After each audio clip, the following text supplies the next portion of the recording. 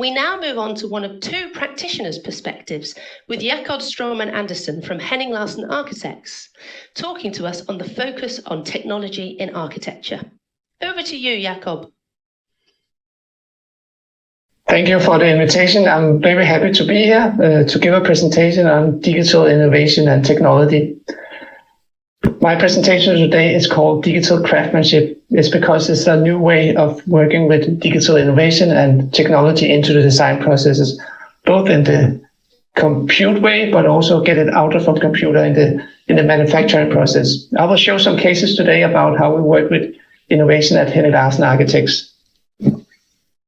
Maybe all of you know that Henning Larsen Architects is part of the Rambo family. We are heading the architectural part, urbanism and landscape within the Rambo organization or the Rambo group. And when we work with innovation and technology, it goes across those focus areas from architecture, urbanism and landscape design. That is where our DNA is. That is where we strive for the design excellence, but also there where we strive for driving innovation together with our partners and our clients. All good presentations start with a good storytelling. This is the story of the World of Volvo project we designed in Gothenburg in Sweden. The idea with Volvo was not to showcasing the car, but showcasing mobility, new form of mobility. So the idea was to make a journey in the Swedish forest. And coming from a storytelling, it became architectural projects. Those three timber columns coming out of the ground, and the indoor and the outdoor merged together. It's in Sweden there's a rule called allemansrätt. That means that everyone have right to the landscape. So actually on this site you can go and camping without buying a ticket for the World of Volvo, and you can be part of the exhibition the same way. But I also come out of a digital craftsmanship. This is the model that we work with in Grasshopper Rhino. It's very much about optimizing or refining how we work with the structural form to keep this very complex form a very, very simple structure and minimizing the resources. This was done with a manufacturer in Austria, WeHag. This is Philip. He went down there to see one of the mock-up, and he's almost hugging that big glue lamp column because he was so happy to see it in real scale coming out of the computer. But the new thing is here that we work directly with the manufacturer to optimizing the structural form of those big timber columns. And the best part is getting real craftsmanship. It's getting out of the computer. It's getting up in the structural part here in Gothenburg in Sweden. And it's quite beautiful. The World of Volvo will open in spring 2024. So I think I will invite all of you to come and join that opening. Zooming a bit out again at Henning Larsen, we have those three legs around architecture. It's about the design excellence. It's about the DNA where we come from as architects. And then the left leg is about sustainability. All project is driven by a sustainable approach and a sustainable effect. And to monitor and quantifying the effect, we work with technology and data. In my background, I've been with Henning Larsen for around 15 years, but I'm actually a trained engineer. So I have a kind of a right brain that understands technology, data, algorithm, and numbers. And then I have the left brain that is more understanding colors and drawings. I think that is also the DNA of Henning Larsen, that we need to measure what we do, we need to document what we do, and we need to bring in the newest knowledge to have a say in architecture, and also our building need to have a say, but also in the political sense. And talking about responsibility, this is a report that came out just before summer. It's for the World Economic Forum about the biggest crisis that we're looking into. And just for this project, I highlighted the green one is where we have impact as a building industry, architects and engineers. It's climate failure, it's extreme weather, it's biodiversity loss, it's social segregation. It's something that we need to address in the way that we design, and something we need to document. But to do that, we need new tools. We need a new way of working together, and we need new tools and method. And I will show some of the new tools that we have in our toolbox today. At Henning Larsen, we are having a dedicated team that work with applied innovation. That both research development project together with our client where we prototype things, but it's also a team of what we call nerdy architects that can code, computational designers. And what we work with here is like life cycle assessment, putting carbon on our upfront design. When we work with urban designers, mobility studies, people flow, is data-driven design about social behavior. And then it's very much on the right-hand side, impact on climate, it's solar radiation, it's water resilient studies, it's microclimate, wind flow studies. And that is done directly into our digital model. It's not something that the architects are waiting for. We are designing together in one model. So the design and the performance is going hand in hand. And to do that, we need a tailor-made workflow. We cannot rely on a standardized workflow. I think the building industry is quite behind all other industries in innovation.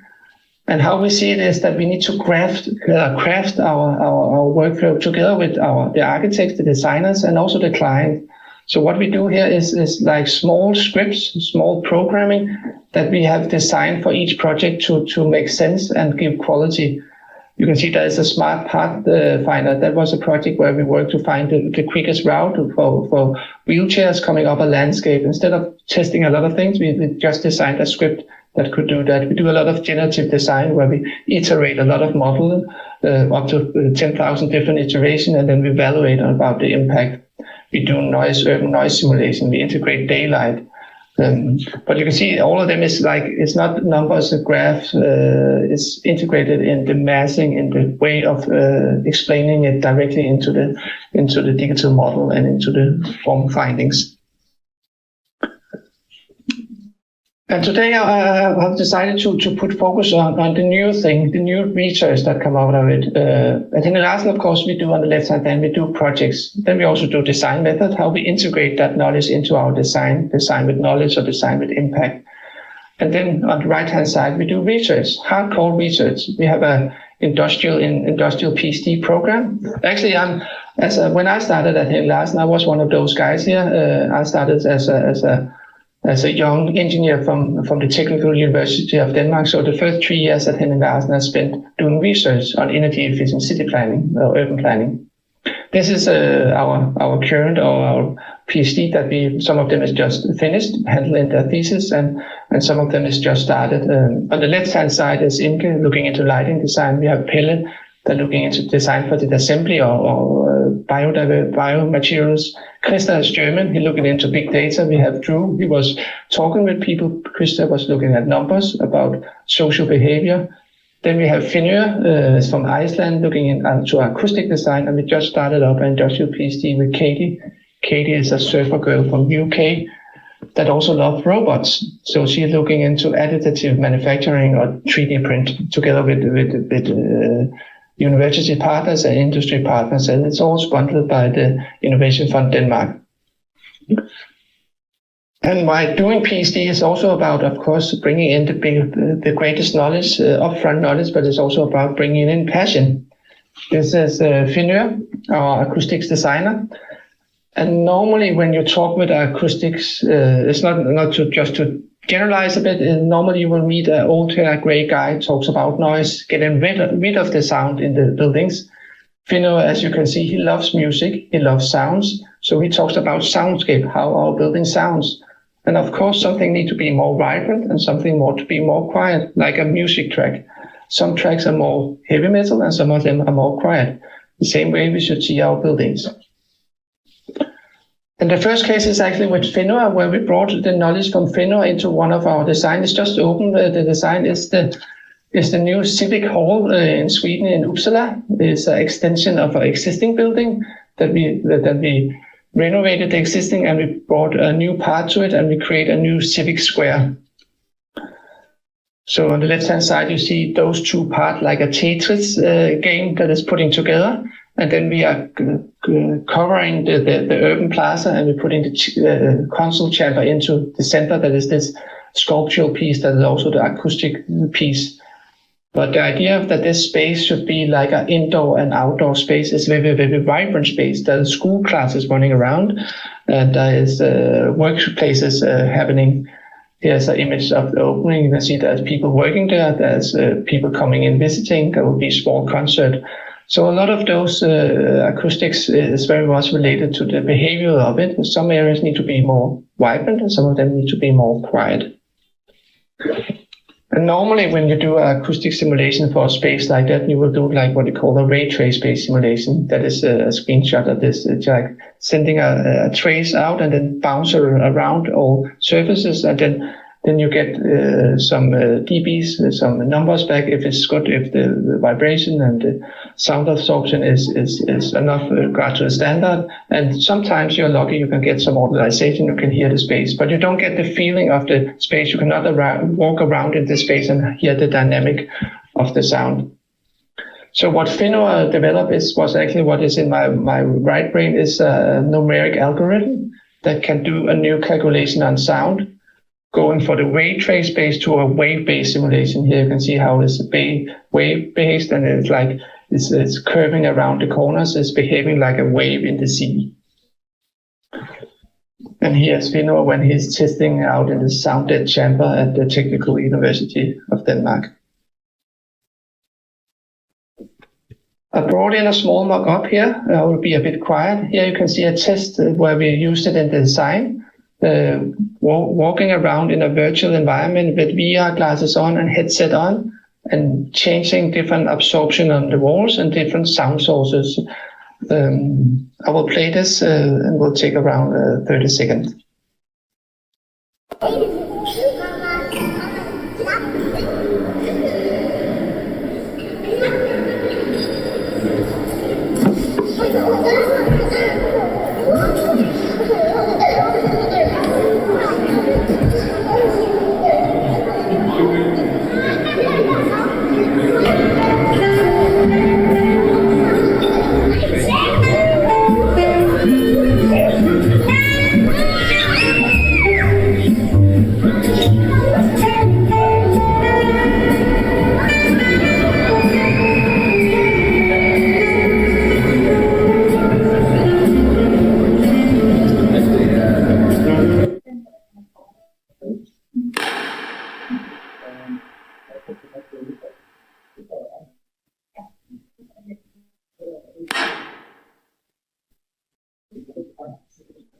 As you maybe heard, there's a lot of different output of bringing in different absorption of the walls and different kind of sound sources. It also became like a design driver. You see this on the right-hand side. This is this chamber where we have those paneling, and on the back side there's acoustic absorption. So that sculptural form is actually a big absorber for the acoustics, and also the paneling, the facade has also become part of the design. This is a unitized facade element, both from the interior and the exterior. And you can see on the right-hand side, all the paneling, that is the wooden paneling on the inside, we have those perforated elements, and behind that is acoustic absorptions. So it's not something that you hang on the wall or put on the floor after you design the building. Is integrated in the way that we design, reducing the amount of resources by integrating and minimizing the impact. Next case study is more about, it's coming out of pellet. It's about biomaterials, how we can use that to drive a design from the very beginning. It's also a small project. A lot of our projects and the reasons are small. It's not because we don't want to go big. It's about testing, and it's about focus on scalability. We test it in a small scale, and then we scale it up into our big projects. This is an extension of a school, small school in Denmark, around 250 square meters of school building. And to start with, we said that we don't want to look at the building standards. We want to do our own standards. Maybe some of you know the dogmas for the Danish movie industry, Lars von Trier, Thomas Winterberg. We did the same here. We set up 5 dogmas we want to work with. It was a use of bio-based materials. It was design for disassembly. It was about creating a good indoor environment. It was creating building free of toxic chemical, and it was using as much local materials as possible.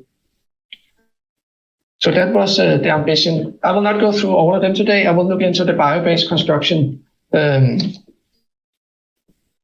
And the idea here was to develop a method that was very much intuitive and hands-on, and for the kids. On the right-hand side, the food pyramid.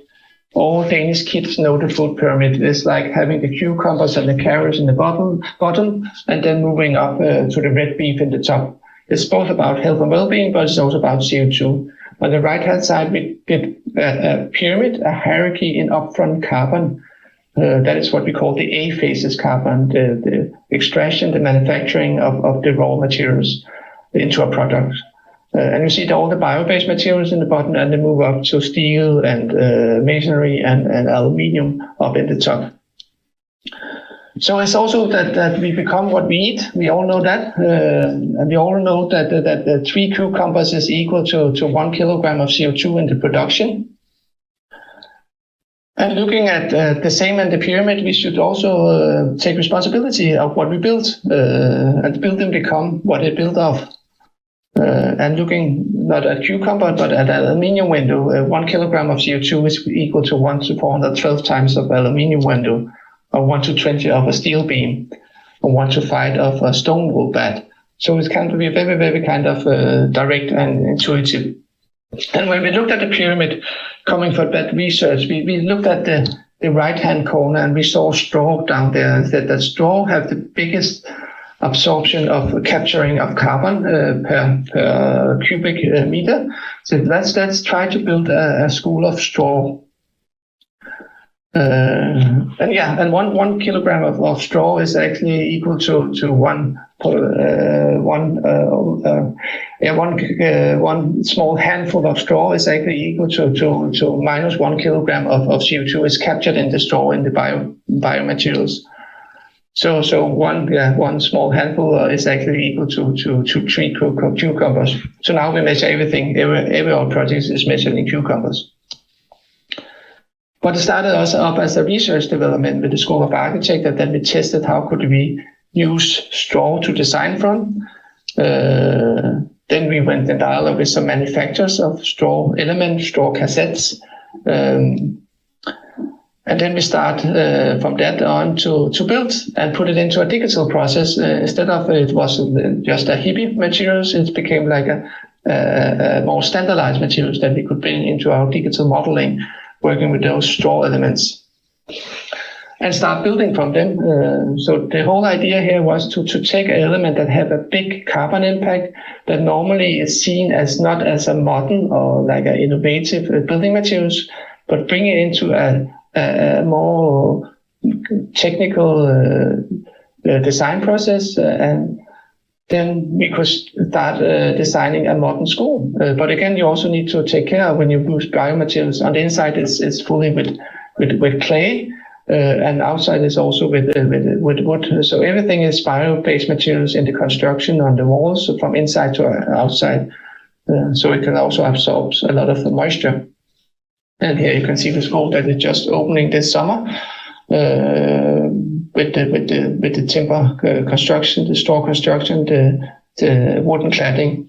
And we did a life cycle assessment on this building, and we reached the goal of 5 kilograms of CO2 per square meters over 50 years lifespan. And just to put it into a reference, in Denmark there is coming a requirement out in January this year, 1st of January, that said all buildings need to meet 12 kilograms of CO2. So here we actually have the ambition that comes out as a standard next year. But it also kind of full in on bio-based materials. And I said also that we have a lot of focus on the chemistry, the toxicity in the building.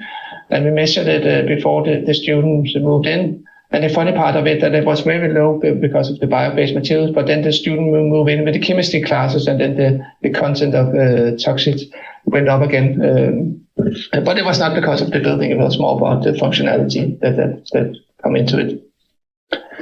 Then I want to show the last case project. It's about coming out of the surfer girl Katie. It's about digital manufacturing.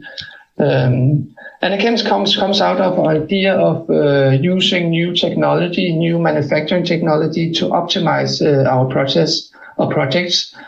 And normally when you talk about optimization from an engineering point of view, it's about automating, standardization, creating things quicker. But if you look into the Wikipedia about optimizing, it's actually about being an optimist or getting the most out of it. And I think that is very much also what we think about this technology, that we should get the most quality, the most diversity, the most architectural intent out of the fewest amount of resources, and that we can use new technologies to do. And as human, we have always been kind of optimistic. That is how our body is structured, but we have not been so good at doing it during our life on how we kind of develop technology. But as we see, there's a new generation on technology that is much more focused on robotics. And robotics doesn't care if they need to put a brick 100 times in the different ways or 100 times in the same way. So we give a new way of flexibility into our design process. And that we brought into a small case study here. It's actually done together with Ramble and one of our good clients, AP Pension. It's a pavilion, common house for a new neighborhood in the city of Fredericia in Denmark. So it's around 250 to 280 square meters. And the ambition was here to look at concrete. How low can we go on carbon with using concrete and pushing the concrete industry? And one of the technologies here was looking into additive manufacturing, 3D print. You can see those fins that goes around the building. They are actually 3D printed and they are load bearing for the whole structure. The whole carbon roofs is put on those 3D printed fins. And now, again, to do that, there's no standard for us, so we need to invent our standard. So we teamed up with the Technological Institute of Denmark and together with Ramble and the cobot that is the manufacturing part of it. And now we do a lot of prototyping. And you can see some of the cases that it's not easy to do first time. It doesn't look good. The things are falling apart. But now it's coming up and we are doing some crash testing, load testing, and the structural part are coming up. And this is also because this is only been way to do it because we designed it all in a Rhino 3D model. All the geometry is in there and all the structural analysis is in that model and run by the computational design team across Larsen and Ramble. This is the last project. This is also a focus on the 3D print. It's often that you use new technology, then you do small pavilion that is very, very fine and it's also very, very expensive. But here we actually do it in a low-income row house typologies with one contractor that see a potential to optimizing the process, the building design process, actually to keep the costs down. And that is a new way of seeing technology. We also see there's a great potential here that now we can scale it out in projects. So this is a row house. So this is just one of the earliest window. You can see the curved wall. They are 3D printed, the core and the slab is in the design process now. But the whole idea is that when you do normal row house, you just put them on a line. But here we are pushing to the walls. And you all know also if you have a paper and you put it on the table, it will fall. But if you bend the paper, it will be more strong. The forces will behave differently. And the same idea here, if we can work with the shape of the structural system, we can minimize the amount of concrete we put into the structure. And we can only do that. That will never be feasible in a prefab element, but it's feasible when you do new technologies with additive design or 3D printing. And here you can see that is the ground level where you have the big living room and then you have 4 rooms on top of it. So it's a family of 3 to 2 kids that can live in those row houses. And the curved structure means also that they also have, all of them have view to nature through their entrance and the terraces. And that is hopefully the render of the future of those apartments that also can give a new way, new shapes, new types of architecture with less resources and more efficient and keep the price down. So just to sum up very quickly, as we see it, as I see it, that technology is an enabler, it's not a replacement. And I think that's quite important coming from architectural industry, that sometimes we are afraid of technology, but we see it actually an enabler to do more sustainable architecture with a higher architectural quality. Thank you.